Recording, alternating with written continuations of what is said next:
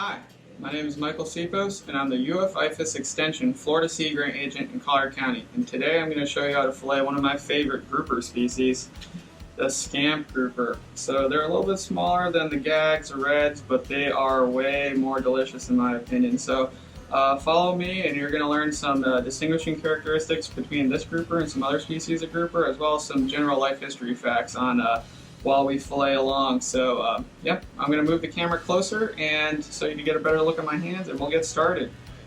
So this is our beautiful Scamp Grouper. So to give you an idea for size, this fish is 17.5 inches MTL, so maximum total length, that's measured at the tips, and 2.6 pounds. So depending on where you're at in Florida, there's different regulations, East Coast, West Coast. So this fish is legal where I'm at, and I'll get started filleting them. So actually, to give you a little bit about distinguishing characteristics, there is a yellowmouth grouper, which is a little bit more rare.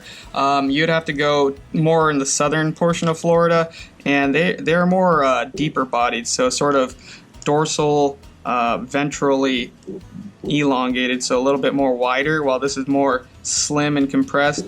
And these have the telltale broom tail, so these really long tips of the caudal fin right here, as well as a pointed anal fin right there. So if you could see it, there you go. So it's sort of hard to see, but there you go. That's the pointed anal fin.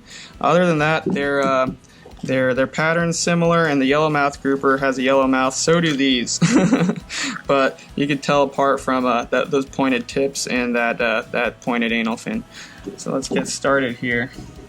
Like I said in the video, this is one of my favorite groupers to eat, and oftentimes they're fought over on fishing trips just because they're so tasty.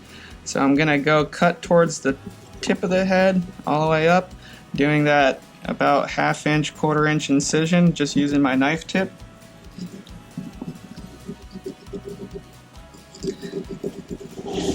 And the reason why these things are so tasty is usually they have a little bit of higher fat content to them. So I remember one time I put a Scamp Grouper in a Ziploc bag actually, and it left like a fatty residue on the inside like bacon would, and I'm like, oh man, that's gonna taste so good. So I cut along the diagonally from the head down. There's not too much head meat in this species because they're a little bit smaller. The state record for this is actually 18.6 pounds, or 18 pounds 6 ounces, and that was caught in Mayport, so around that Jacksonville area, while the world record was caught in Atlantic Beach, North Carolina.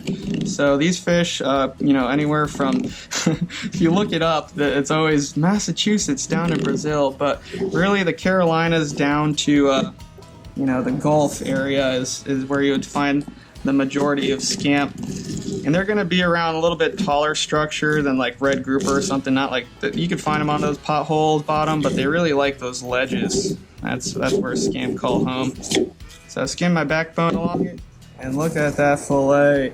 It is super white and super fatty and tasty. I am looking forward to that. So while looking up this species, I thought it was pretty funny. I saw that they were called scamp apparently because they could be bait stealers. So I've never heard that before until today. But like other species of grouper, these are protogynous hermaphrodites, meaning that they're born female and then turn to male later on in life. So it's estimated that they can live 30 years. And females apparently mature at about 3 years of age, and that roughly translates to 12 to 16 inches, while a male is about 11 to 12 years old, and that translates to about 20 or 24 inches. So I'm just skimming across the backbone, sort of lifting up, doing my cut. Right there, I had to cut through the ribs, using the tip of my knife blade. Peeling back that fillet, putting that pressure.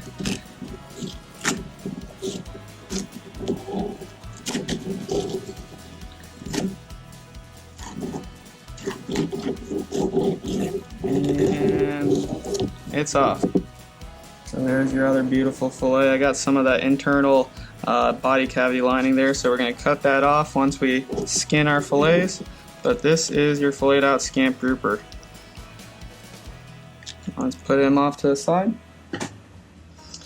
And I am going to put my fillet towards the edge of the table, and like I say in a lot of my videos, I'll hang this knife tip over the edge, or this knife handle, so I could get flush with that fillet. Cut down at an angle, go over, hover above the skin, and do that sawing and pulling motion. And boom. That is a skinned piece. Let's put that off to the side. So the yellowmouth grouper is another species, like I said, that can be misidentified. They're a little bit more rare, especially more rare in the Gulf. And then there's the yellowfin grouper, which I like to call a fancy black grouper, and a yellow edge grouper, which I like to call a fancy red grouper. So there's a lot of yellow kind of groupers out there, so make sure you have the right one before you put them in the box. So I'm going to go ahead and trim these up a little bit. I'm going to move it towards the camera a little bit more. I'm going to feel for those Y bones or the ribs. Going to go maybe about 3 inches or so on either side because it's a little bit smaller of a fish. Cut those out. Put that off to the side. And feel for any sort of ribs around here just in case if I had any in that internal lining of the body cavity. But nope, that is clean.